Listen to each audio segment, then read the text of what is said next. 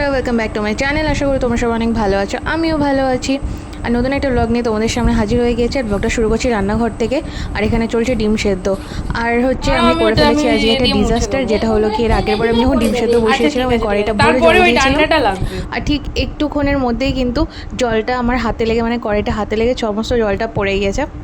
আর ওই যে গ্যাসের যে স্ল্যাবটা আছে সেটা হচ্ছে ওই জানলার দিকে ঢালু, তাই ভেতর থেকে জলটা সমস্ত পড়ে ঝর্ণার মতো পুরো রান্নাঘরটাকে ভিজিয়ে দিল। আর ওই গ্যাসের স্ল্যাবের নিচে আরও দুটো স্ল্যাব আছে, যার মধ্যে আমরা কিন্তু বাসনপত্র রাখি, সমস্তটা জলে থই থই হয়ে গিয়েছে। তাই জন্য দেখো জল বার করে পুরো মপিং করতে হচ্ছে আমাদের। তো আমি আর মামুনি মিলে কাজটা করলাম। এমনিতে সারাদিন কাজের শেষ নেই, তার উপর আবার কাজ বেড়ে গেল। তো যাই হোক, খুবই খারাপ লাগলো, কারণ কাজ করতে অনেক কষ্ট হয়ে গেছে। সমস্ত বাসনপত্র বের করে কিন্তু জায়গাটা থেকে মুছতে হলো আমার, কী যে হলো কে জানে।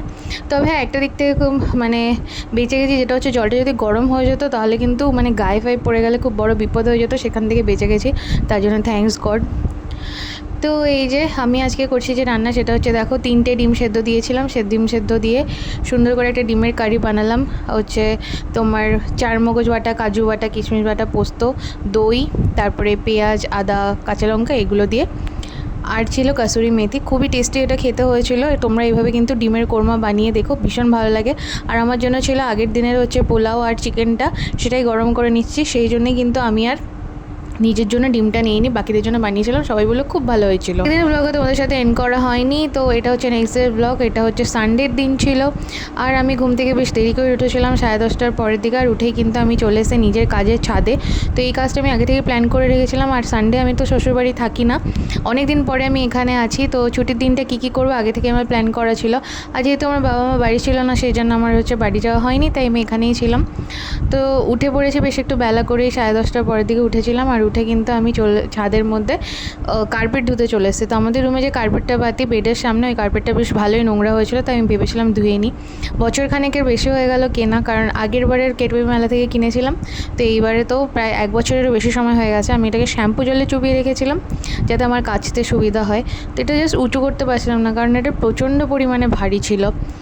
আর অনেক কষ্ট করে প্রায় হাফ ট্যাঙ্ক জল শেষ করে কিন্তু আমি কার্পেটটাকে ধুয়েছি। তারপরেও শ্যাম্পু বেরিয়েই যাচ্ছিলো, তার কি করব, মানে ফ্যানা বেরিয়েই যাচ্ছিলো। তো অনেক ডলে ডলে অনেক কষ্টে আমি কাজটা করলাম। তো দেখো পুরো ভিজে গেছি, এবার আমি স্নান করে নেবো। তো বন্ধুরা, আমি স্নান করে চলে এসেছি। আর এখন মানে কি বলবো, প্রচণ্ড কষ্ট হচ্ছে, কারণ ওই ভারী কার্পেটটা ধুতে গিয়ে আমার এত অবস্থা খারাপ হয়ে যায়। তারপরে প্রচুর জামা কাপড় ছিল বাথরুমে, সেগুলো সমস্ত কেচে টেচে তারপরে হচ্ছে গিয়ে এই স্নান করে আমি এলাম। আর এখন নিচে যাব, নিচে গিয়ে রান্না শুরু করতে হবে। আর আজকে তো অফিস নেই, ওই জন্য হচ্ছে এত দেরি করে, এখন বাজে 11:32 মতো। নিচে গিয়ে আগে জামা কাপড় মেলবো, অলরেডি চা খাওয়া তো হয়ে গেছে, তোমরা তো জানোই।